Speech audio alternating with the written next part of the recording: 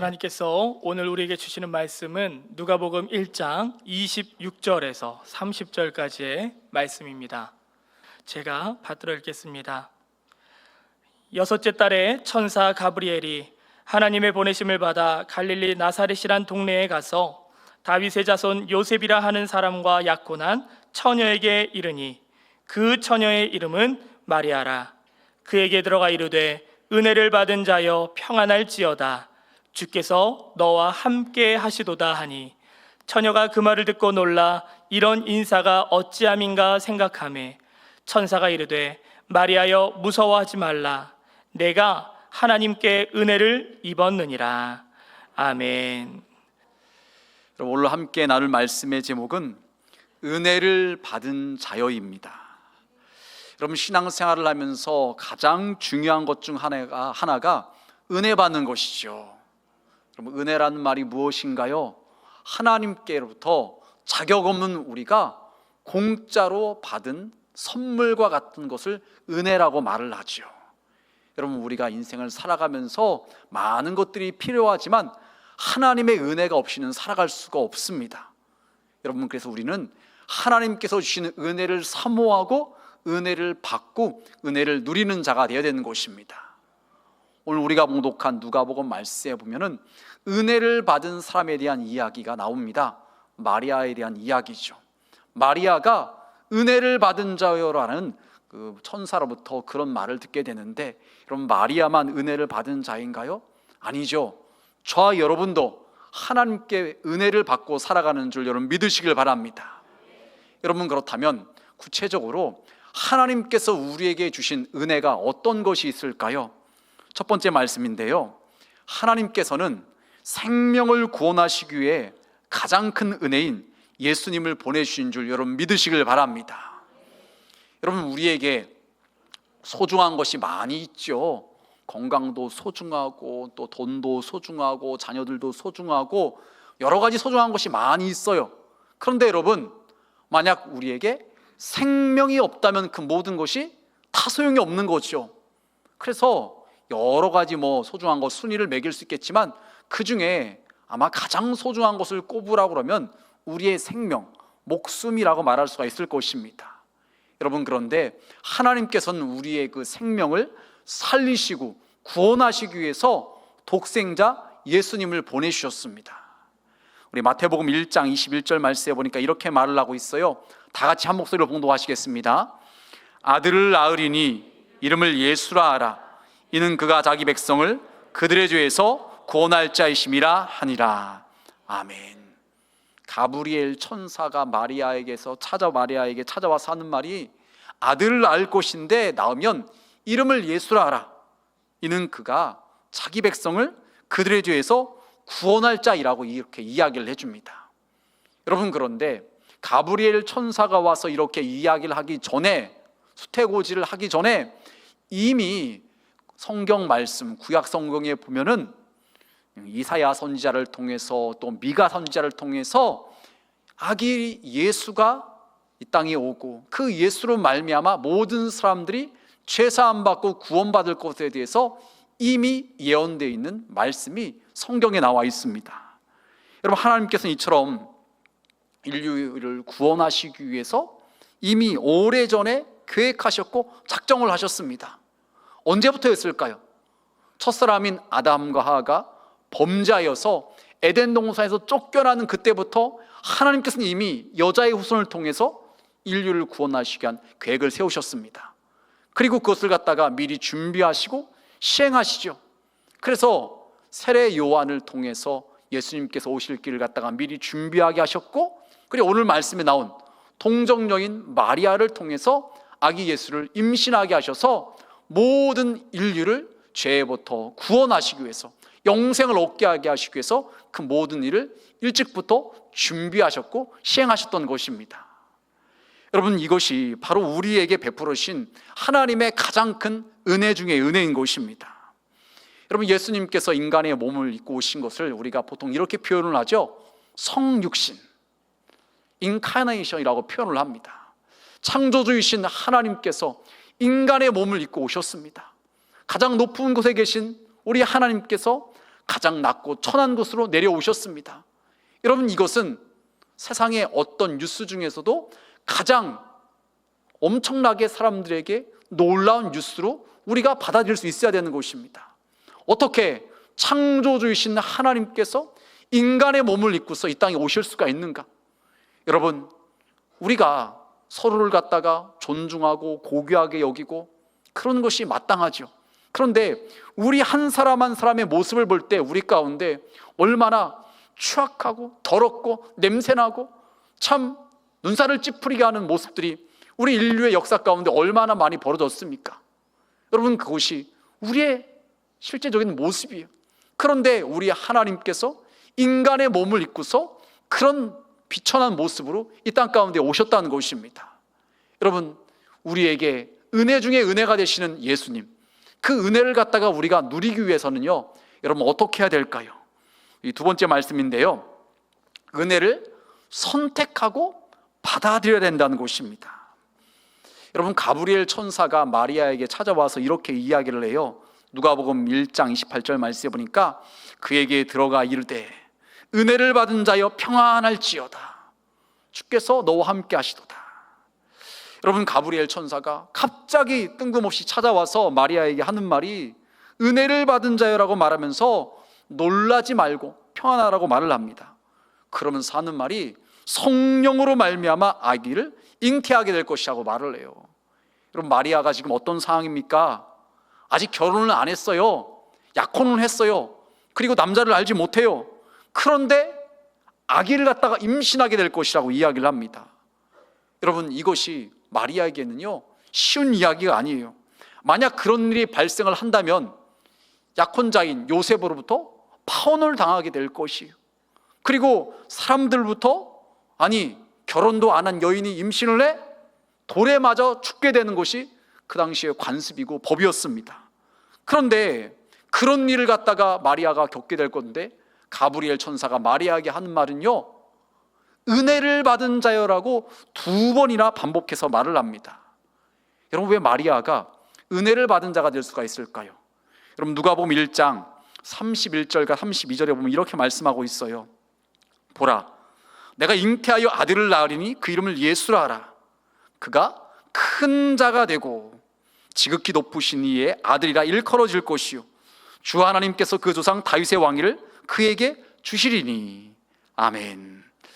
여러분, 마리아가 잉태하게 될 아기는요 지극히 높으신 하나님의 아들이라는 것입니다. 그냥 평범한 가문의 평범한 집안 사람의 아기가 아니라 가장 높으신 분의 아이를 임신하게 된다는 거예요. 그리고 하나님께서 그 아기에게 그 조상 다윗의 왕위를 주신다는 거예요. 그렇기 때문에 마리아는 은혜를 받은 자라고 말을 하고 있는 것입니다. 여러분, 우리가 이 말씀을 쉽게 이렇게 이해를 할 수 있을 것 같아요. 여러분, 사극을 보다 보면은 자주 나오는 그 이야기거리 중에 하나가 승은을 입은 여인에 대한 이야기죠. 궁녀로서였어요. 신분이 그렇게 좋지 않았어요. 그런데 왕의 승은을 입어서 아기를 임신을 해요. 그럼 그 여인의 신분이 비천할지라도요 임신하는 그 순간 그때부터 대접을 받는 거예요. 높임을 받는 것입니다. 무슨 이유 때문에 그런가요? 뱃속에 왕의 아이를 가졌다는 그 이유 하나 때문에 그런 거지요. 그리고 만약 그 아이가 남자 아기면요 혹시라도 그 아이가 왕의 뒤를 이어서 또 왕이 될 수도 있는 것입니다. 그 이유 하나 때문에 신분이 낮았던 여인일지라도 그 다음부터는요 높임을 받고 대접을 받는 것이에요. 여러분, 세상 임금, 세상 왕의 아이를 갖다가 임신한 것도 사람들로부터 칭찬을 받고 높임을 받고 대접을 받아요. 그리고 그것이 축복된 일이라고 사람들은 여겨요. 그런데 하물며 전능하신 하나님의 아들을 갖다가 임신했다는 것은요 가장 영광스러운 일이고요 가장 축복된 일인 것이죠. 그래서 가브리엘 천사는 마리아에게 찾아와서 은혜를 받은 자라고 반복해서 이야기를 하고 있는 것입니다. 여러분, 그런데 가브리엘 천사로부터 아이를 갖다 임신하게 될 것이라는 말을 들은 마리아의 입장은 어떤 입장이었을까요? 어쩌면 마리아는 이런 고민을 했을지도 모릅니다.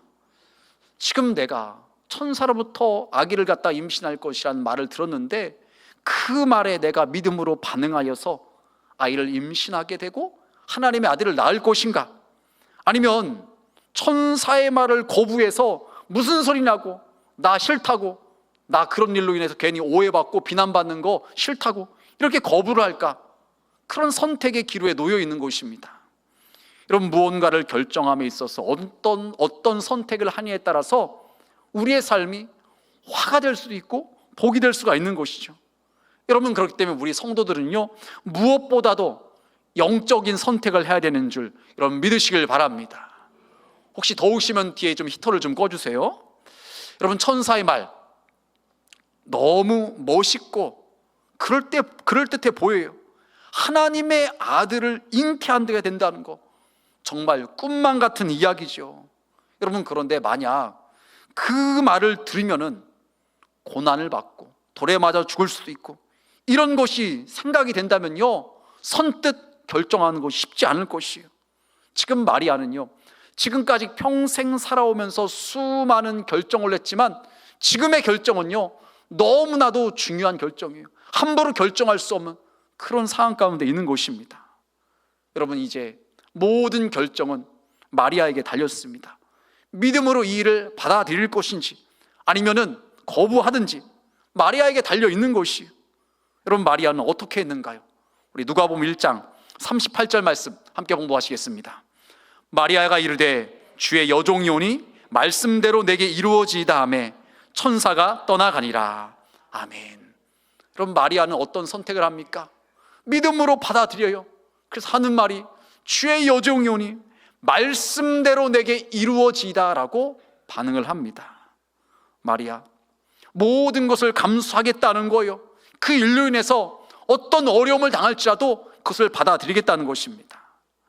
그럼 만약 마리아가 천사의 말을 거부하고 받아들이지 않았다면요, 마리아를 통해서 하나님의 아들이신 예수 그리스도가 나오지 못했을 거예요.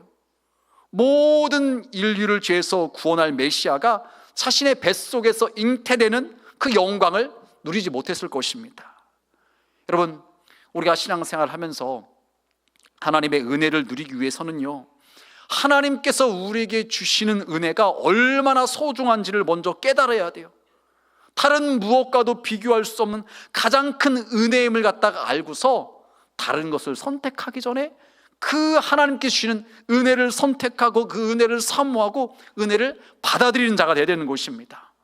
그럼 그 은혜가 우리 가운데 임하는 것이고요, 그 은혜를 누리면서 살아갈 수가 있는 것입니다. 여러분, 그런데 안타까운 것은 많은 사람들이 세상의 잘못된 가치관의 영향을 받아가지고서 하나님께서는 우리에게 가장 좋은 것을 주시려고 하는데 우리는 그것을 거부하고 받아들이지 않고 엉뚱한 것을 선택하고 엉뚱한 것을 더 사모하고 있지는 않은가요? 이런 일이 왜 발생하는가요? 마귀가 우리 가운데 찾아와서 우리를 미혹하는 거지요. 우리 창세기 3장 6절 말씀에 보니까 이렇게 말씀하고 있어요. 여자가 그 나무를 본즉 먹음직도 하고 보암직도 하고 지혜롭게 할 만큼 탐스럽기도 한 나무인지라. 마귀가 찾아와서 유혹해요. 하와야, 저 선악과 먹으면은 너 하나님과 같이 될 수 있어.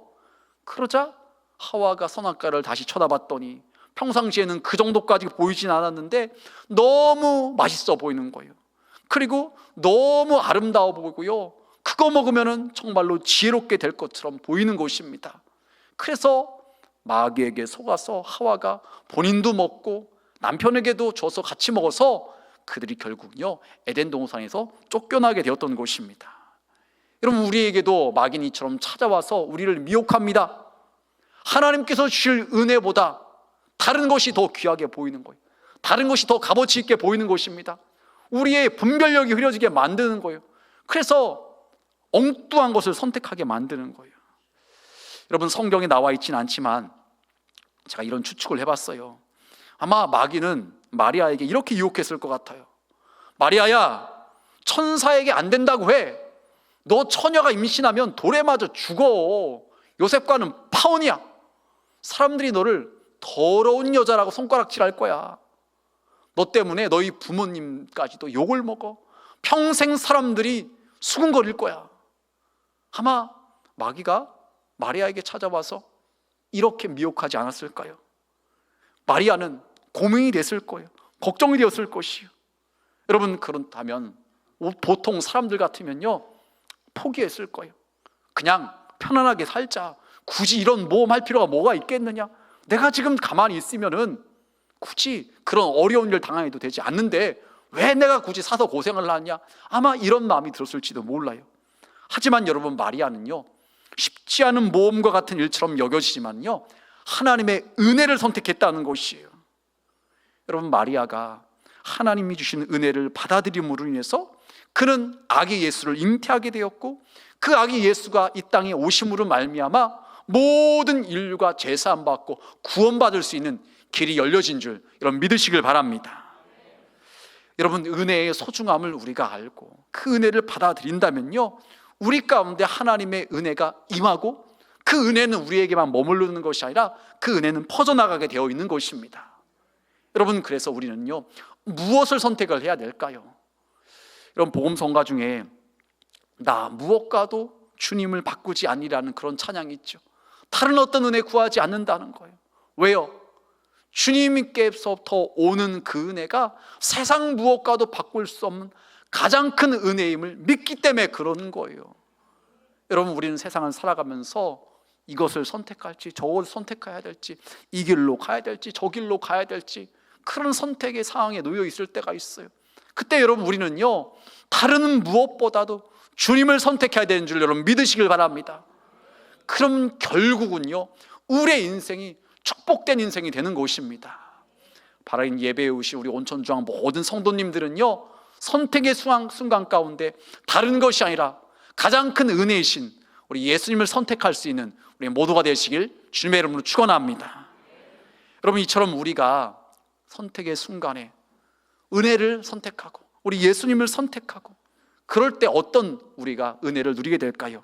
세 번째요, 믿는 자들에게 은혜가 임하는데요, 여러분, 하나님께서 예수님을 이 땅에 보내실 때, 태어나게 하실 때 마리아를 선택하신 이유가 무엇일까요?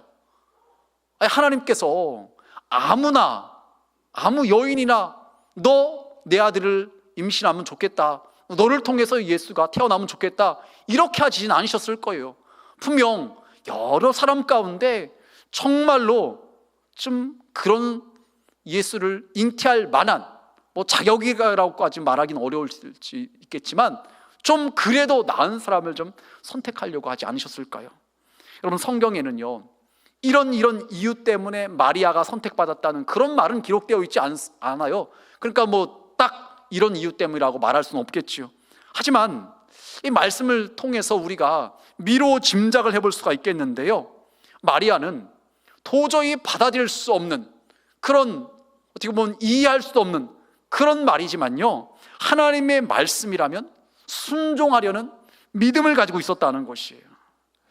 여러분, 누가복음 1장 37절에 38절은 이렇게 말해요. 먼저 천사가 말을 하는 건데요, 대저 하나님의 모든 말씀은 능하지 못하심이 없느니라. 그러면서 하는 말이, 마리아가 이렇게 말합니다. 그 말을 듣던 마리아가 이르되 주의 여종이 오니 말씀대로 내게 이루어지다음에 천사가 떠나가니라. 가브리엘 천사가 와서 네가 이제 성령으로 말미암아 임신하게 될 것이라고 이야기를 해요. 근데 그 말로 딱 끝나는 것이 아니라 엘리사벳 이야기를 합니다. 이 사촌이죠. 요한의 어머니, 세례 요한의 어머니 엘리사벳이 원래는 나이가 많아서 얘는 임신할 수 없는 여인이었어요. 그동안 애를 못 낳았어요. 그런데 그가 이미 임신해서 6개월이나 되었다고 이야기를 하면서 가브리엘 천사가 하는 말이 하나님의 말씀이처럼 능치 못함이 없다. 엘리사벳도 임신한 것처럼 너에게도 얼마든지 그런 일이 일어날 수 있다고 설명을 하는 것입니다. 그러자 그 말을 들었던 마리아가 지금 말했던 것이지, 주의 여종이오니 말씀대로 내게 이루어지라고 아멘으로 받아들였다는 것입니다. 여러분, 마리아 비록 현실적으로 불가능해 보이지만 하나님의 모든 말씀은 능치 못함이 없다는 그 천사의 말씀을 믿음으로 받아들이고 말씀대로 이루어지다라고 고백을 했던 것입니다. 여러분, 하나님께서 우리에게 원하시는 것이 무엇일까요? 우리가 헌금 많이 하는 거요, 우리가 어떤 봉사 많이 하는 거요, 우리가 착하게 살아가는 거요, 다 좋은 일이고요. 우리가 마땅히 해야 될 일이죠. 근데 하나님께서 저와 여러분에게 가장 먼저 구하시는 것은요, 믿음이라는 거예요. 히브리서 11장 6절에 보면 이렇게 말합니다. 믿음이 없이는 하나님을 기쁘시게 하지 못하나니 하나님께 나아간 자는 반드시 그가 계신 것과 또한 그가 자기를 찾는 자에게 상 주신이심을 믿어야 할지니라 라고 말씀하고 있어요. 우리 하나님께서는 우리의 믿음을 기뻐하신다는 거예요. 그런데 오늘 말씀에 마리아가 그런 믿음의 소유자였다는 거예요. 도저히 말도 안 되고 황당하고 이해도 안 되는 그 일을 갖다가 믿음으로 받아들였다는 것입니다. 아니, 어떻게 처녀가 남자를 알지 못한 여인이 임신할 수가 있어요? 말도 안 되는 일이잖아요. 그런데 천사를 통해서 그 말을 들었을 때 주의 여정이오니 말씀대로 내게 이루어지다라고 그 사실을 믿음으로 받아들였다는 것입니다. 여러분, 하나님은 믿는 사람에게 은혜를 부어주시고요, 그 사람을 통해서 또 다른 사람들에게 하나님의 은혜를 전파하시는 것입니다. 여러분, 그렇다면 구체적으로 믿는 자들에게 어떤 은혜가 임할까요?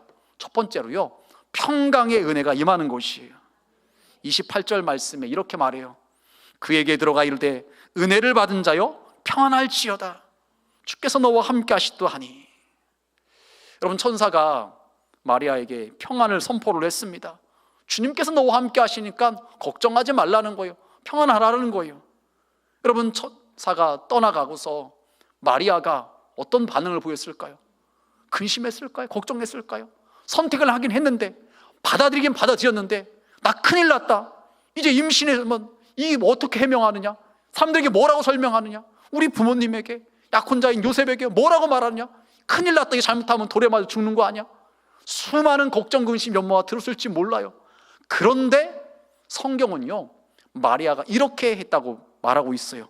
46절과 47절 말씀해 보니까요, 마리아가 이르되 내 영혼이 주를 찬양하며 내 마음이 하나님 내 구주를 기뻐하였으면. 마리아는 본인이 수락한 것 때문에 근심하고 걱정하고 잠 못 이루는 것이 아니라 오히려 기뻐하고 즐거워했다는 것이에요. 여러분, 우리가 인생을 살아가면서 뭔가를 선택을 하고 나서 후회할 때가 있잖아요. 아이, 내가 괜히 한다고 그랬네, 안 한다고 그럴 걸. 후회할 때가 있어요. 아이, 못 한다고 그럴 걸 괜히 해가지고서 왜 고민하게 되는가, 잠 못 이루는가, 이런 마음이 들 때가 있어요. 그런데 믿음으로 받아들였던 그 마리아에게 하나님께서 그와 함께 하시니까요, 그런 걱정되는 생각은 다 사라지고 평안함이 넘쳤다는 거예요. 하나님께서 그에게 평강을 주신 줄 여러분 믿으시길 바랍니다. 여러분, 이런 예화가 있어요. 어느 예수님을 믿는 캄보디아인의 간증인데요, 그는 정치범 수용소에서 처형을 당할 날만을 기다리고 있었던 사람이에요. 앞으로 살 날이 며칠 안 남았어요. 그런데 그에게 있어서 하나의 소원이 있었는데, 남은 시간 동안만이라도 하나님과 단둘이 함께하고 싶은 그런 시간을 너무나 갖고 싶었어요. 그런데 그거 쉽지 않았어요. 여러 사람들과 포로 수용소에서 같이 있다 보니까 그것이 허락되어지지 않았어요. 그런데 방법이 하나 있었는데, 그것이 무엇이냐, 아무도 원치 않는 구역질 나고 냄새나는 오물 구덩이 청소를 자원하는 것이었어요. 그래서 본인이 그 일을 갖다 감당하겠다고 하고서 그 다음부터는 그 냄새나고 더러운 그 오물 구덩이 통에 들어가서 그것을 청소하는 일을 감당합니다. 그런데 그 청소하는 과정 가운데 본인이 경험한 은혜를 갖다가 이렇게 고백을 해요. 나는 악취가 코를 찌르는 오물 구덩이 속에서도 푸른 하늘을 올려다볼 수 있었습니다. 또 하루를 살게 해주신 하나님을 찬양할 수 있었습니다. 방해를 받지 않고 하나님과 교제할 수 있었고요, 주위의 친구들과 친지들을 위해 기도할 수 있었습니다. 오물 구덩이를 청소하는 시간은 하나님과 만나는 영광스러운 순간으로 변했습니다. 여러분, 포로 수용소에서, 이 정치범 수용소에서 이제 얼마 안 있으면 죽을 날을 기다리고 있어요. 그 사람에게 있어서 뭔 소망이 있고 뭔 희망이 있겠어요. 하지만 그 냄새나고 더러운 오물구덩이를 청소하는 그 순간 하나님과 함께하는 시간이었고, 하나님을 만나는 시간이었고요, 근심, 걱정, 염려가 아니라 평강으로 바뀌게 되었다는 것입니다. 여러분, 우리가 믿음으로 선택을 하고 믿음으로 받아들이면요, 하나님께서 우리 가운데 은혜를 주시는데, 첫 번째로 그것은 평강의 은혜인 줄 여러분 믿으시길 바랍니다. 여러분, 누가복음 2장 14절에 보면은 우리가 잘 알고 있는 말씀이 있어요. 함께 봉독하시겠습니다. 지극히 높으신 곳에서는 하나님께 영광이요, 땅에서는 하나님이 기뻐하신 사람들 중에 평화로다 하니라. 아멘. 여러분, 우리가 믿음으로 선택을 하고 믿음으로 하나님의 은혜를 갖다가 받아들이면요, 그런 사람을 하나님께서 기뻐하시고, 지금 말씀에 나온 것처럼 하나님이 기뻐하신 사람들 중에는 평화가 임한다는 것이에요. 여러분, 우리가 이 땅을 살면서 얼마나 이런저런 일 때문에 근심하고 걱정하고 염려하고 그렇게 살아갑니까? 그런데 하나님께서 기뻐하시는 믿음의 선택을 하는 사람들 가운데는요, 하나님께서 함께 해주셔서 평안함을 주신 줄 여러분 믿으시길 바랍니다. 여러분, 두 번째로 믿음으로 선택을 하고 믿음으로 받아들이는 사람들 가운데는요, 성령의 능력의 은혜가 임하는 것이에요. 오늘 본문 말씀 35절 말씀에 보니까 이렇게 말씀하고 있어요. 천사가 대답하여 이르되 성령이 내게 임하시고 지극히 높으신 이의 능력이 너를 덮으시리니. 여러분, 마리아가 천사로부터 들었던 이야기는요, 상식적인 이야기가 결코 아니잖아요. 비이성적이고 비논리적이고 비과학적인 이야기잖아요. 남자를 알지 못한 여인이 어떻게 임신을 해요? 그런데 믿음으로 받아들인 그에게 천사가 말하기를 너에게 성령이 임하셔서 지극히 높으신 이의 능력이 너를 덮을 것이라고 말하고 있어요. 인간의 어떤 방법이나 노력이나 인간의 생각으로는 전혀 안 되는 일이지만 성령이 그를 덮는 순간 그에게 하나님의 능력이 나타나서 그가 성령으로 말미암아 임신하게 된다는 것입니다. 여러분, 우리의 삶이 그래요. 우리의 어떤 이성, 우리의 어떤 노력, 우리가 갈고 있었던 지금까지의 경험, 그런 것으로만 살아갈 때는요, 우리가 성령의 능력을 경험하지 못해요. 그냥 내 노력으로만 살아가려고 하니까, 내 힘만 믿으니까, 내 돈만 믿으니까, 내 경험만 의지하니까요, 그런 사람들 가운데는요, 성령의 능력이 임할 수가 없는 것이에요. 하지만 나의 연약함을 인정하고 나의 부족함을 인정하고 하나님의 은혜를 사모하고 믿음으로 받아들이는 순간 우리 가운데는요, 성령께서 역사하시는지 여러분 믿으시길 바랍니다.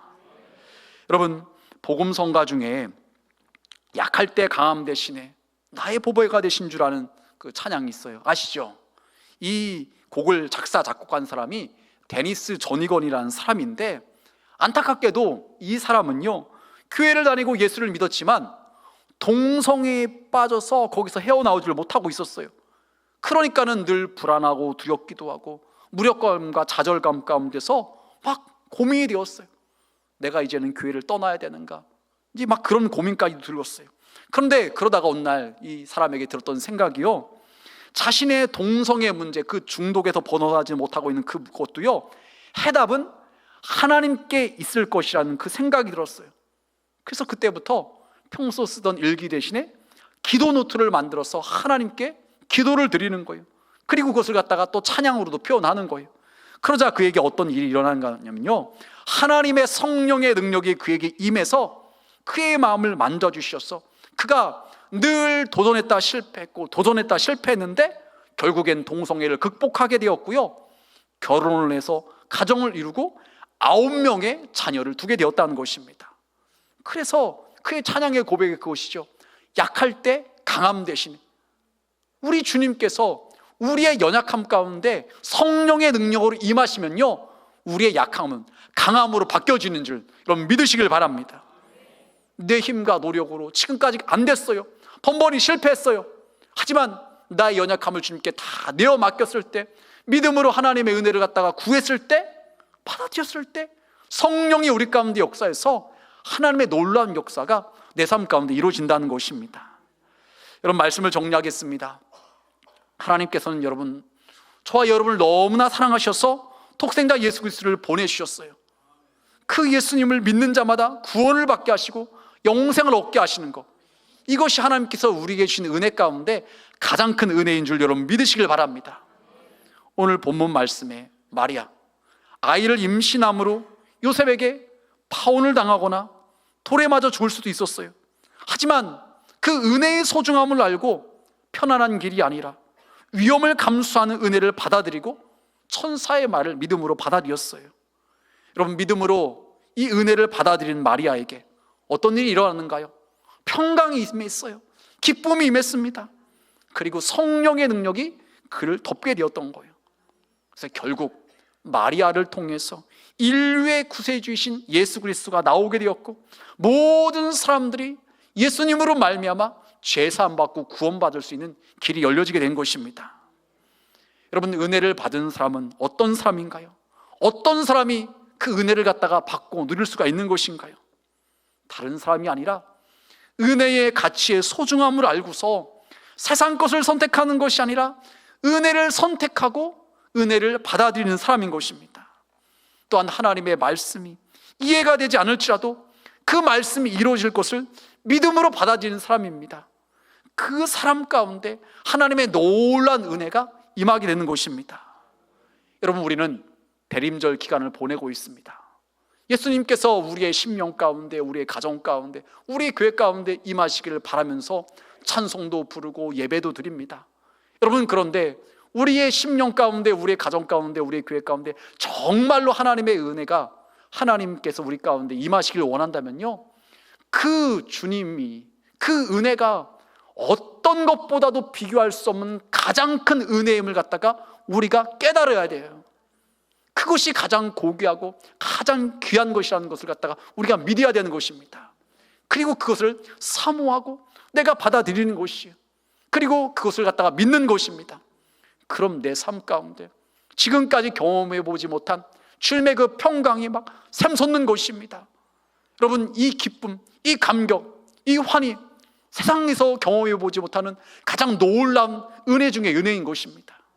그리고 그런 사람들 가운데 성령의 능력이 덧입혀서 우리의 약함이 아무런 문제가 되지 않고 성령의 능력 가운데 우리가 강하고 담대하게 되고 주님의 일을 이루는 자로 쓰임받을 수가 있는 것입니다.